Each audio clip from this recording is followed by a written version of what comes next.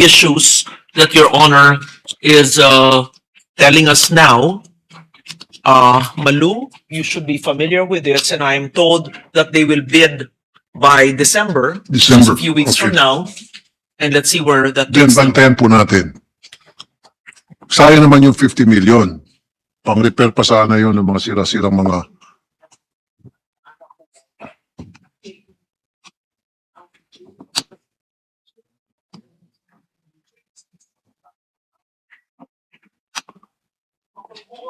Masalimot, Madam Sponsor. Masalimot. Sige. Okay, isa na lang. Last na. Madali masagot to, pero madali na mahirap.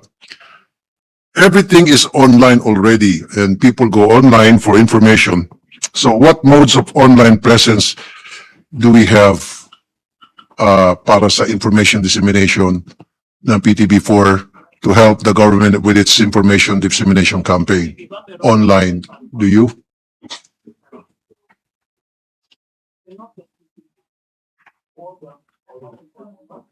Kasi last time nagkakarong spelling pa, kuminsan mali-mali pa. Yung panahon ng previous administration pa yun, hindi itong present. I am told, Mr. President, that PTV4 and all agencies, including Philippine Information Agency, all have digital presence, Okay. online platform. I think you can do better. I mean, I honestly think they can do much better. Yeah. But you have, PTV4 is online, right? So it's not just,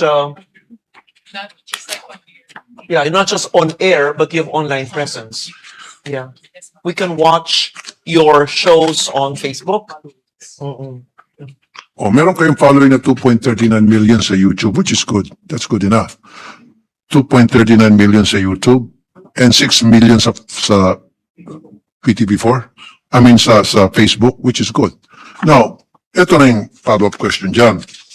Ito may mga lumabas na mga haka-haka. In fact, nasulat pa to sa isang column and then may mga tumawag talaga sa akin personally and talk to me over the phone about, ito wala pa si bagong secretary. May nawalang 50 million ninakaw. Meron ba kayong balitang ganon? Madam Spos, 50 million ninakaw sa vault ng PTB4 na dapat paglaan yun supposedly para information dissemination. No, ito, bago-bago lang. Of course, before Secretary Gomez has been appointed.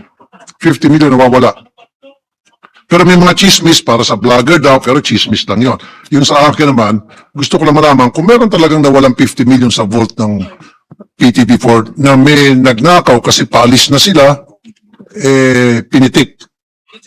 Or PTV. Sa PTV yata. Sa PCO na pala. Nakita ko yun in PCO, some sorry. item or something. Yun na, yung last na lang. PCO had Gomez does before his not time. know. No, he doesn't know And are anything you about that. familiar with it? Pero nababalitaan niyo po yung ganon. Siyempre, I read it kayo, somewhere. nababalitaan niyo yun.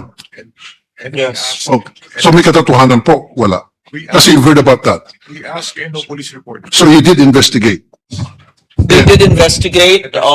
There is no police report. Why? Ba't hindi nag-file ng police report? May nakawa nangyari. And that's 50 million pesos we're talking about. That's Wala. not small change.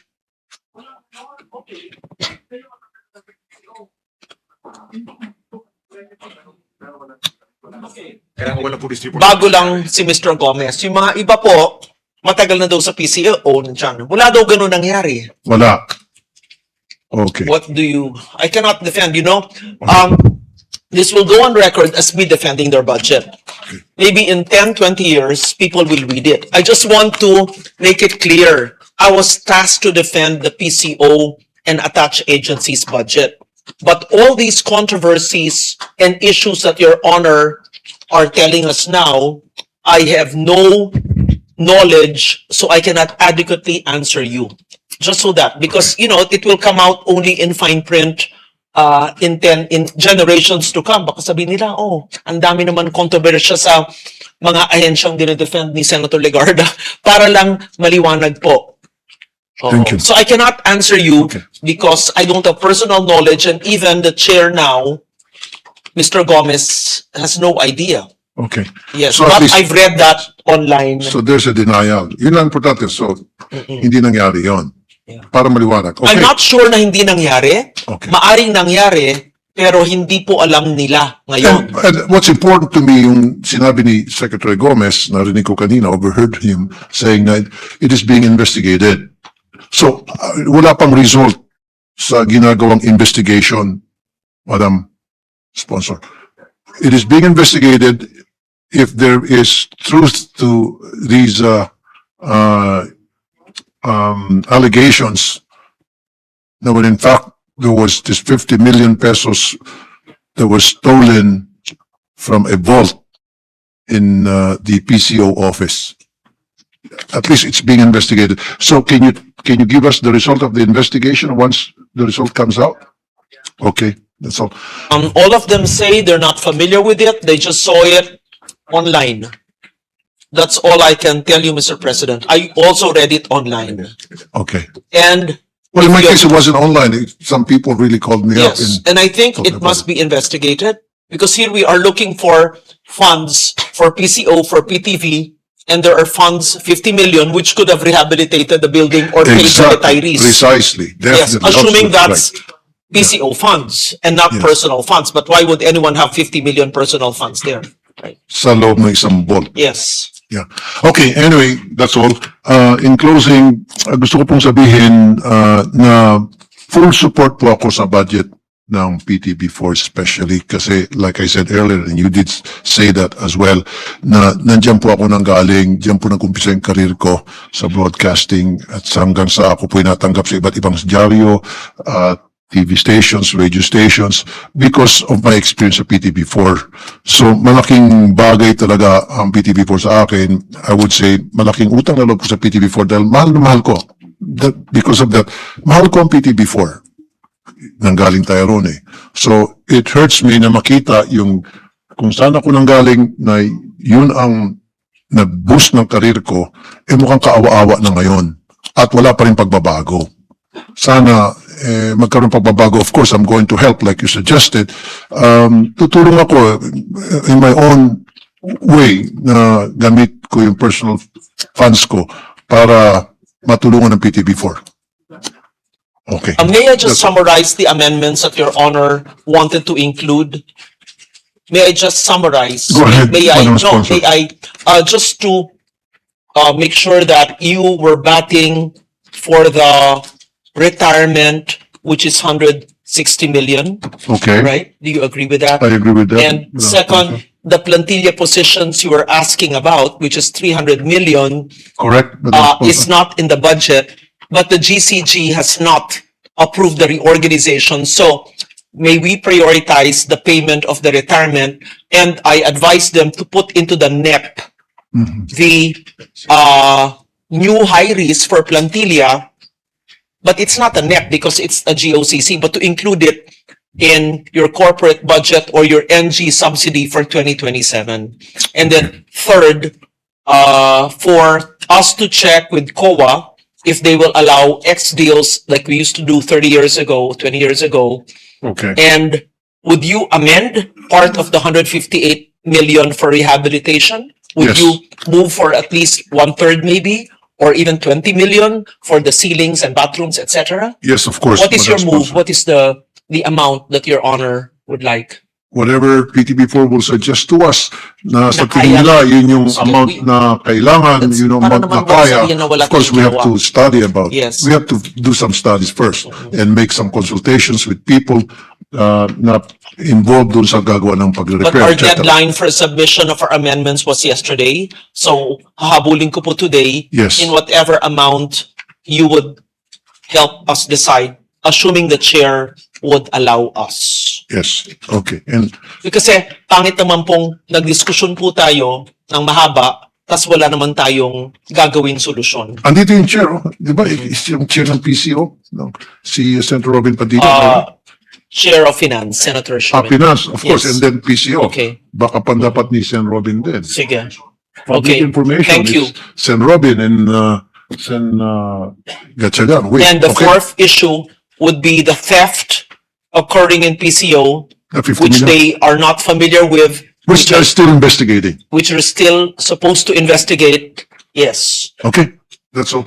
Thank you. Thank you Madam very Sponsor. much Thank you, Mr. for President. Thank for you. the issues that you raised, Thank Mr. you. President. Thank you. Thank you, Mr. President. So the leader. First, before I recognize the next interpolator, I just want to recognize guests, my guests from Bukidnon. We have Congressman Joman Alba with us, the first district of Bukidnon, together with Mayors Renato Solatan of Talakayan, Mayor Gary Casino of Balitbog, Mayor Aurelio Lopez of Libuna, and Mayor Nice Video of Sumilao.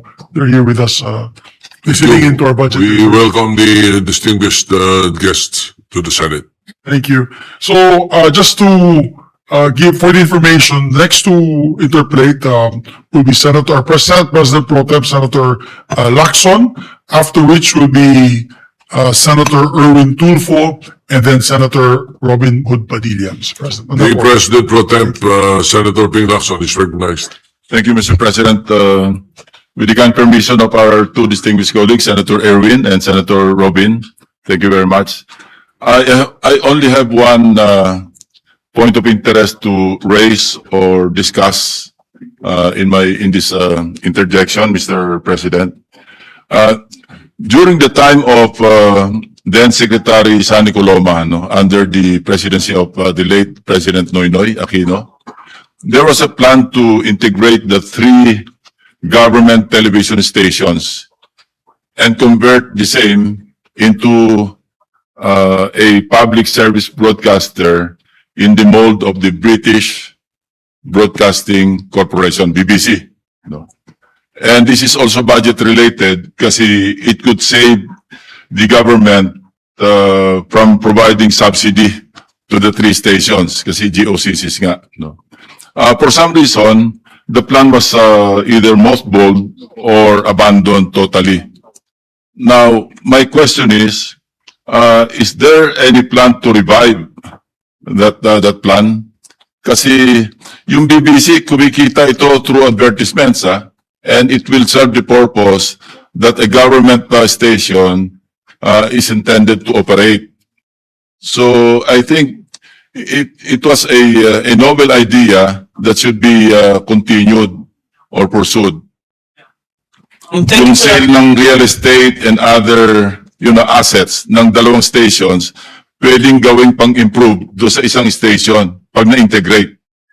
So, Thank you for that question. I recall just hazily that proposal long ago, and I am told that the IBC 13 will be privatized, and the proceeds from the real estate of IBC 13 will redound to the benefit of PTV4.